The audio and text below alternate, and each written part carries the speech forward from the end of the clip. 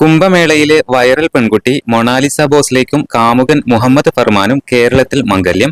അരുമാനൂർ നയിനാർ ക്ഷേത്രത്തിൽ ഇന്ന് വൈകിട്ട് 5:30യോടെയായിരുന്നു വിവാഹം. വിദ്യാഭ്യാസ മന്ത്രി വി ശിവൻകുട്ടി, CPM സംസ്ഥാന സെക്രട്ടറി MV ഗോവിന്ദൻ, AA റഹീം MP ഉൾപ്പെടെയുള്ളവർ വിവാഹത്തിൽ പങ്കെടുത്തു. മതമേതായാലും മനുഷ്യൻ നന്നായാൽ മതി എന്ന് പറഞ്ഞ ശ്രീനാരായണ ഗുരു സ്ഥാപിച്ച ക്ഷേത്രം എന്നതാണ് വിവാഹത്തിന് ഈ ക്ഷേത്രം തിരഞ്ഞെടുക്കാൻ അവരെ പ്രേരിപ്പിച്ചത്.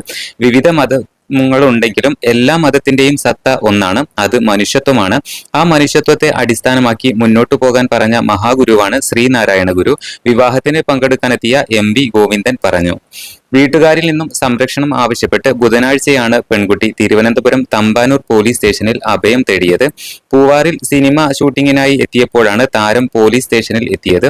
പ്രണയത്തിന് വീട്ടുകാർ തടസ്സം നിന്നതോടെയാണ് സുരക്ഷിതമായ ഇടമെന്ന നിലയിൽ പെൺകുട്ടിയും കാമുകനും കേരളത്തിൽ അഭയം തേടിയത്.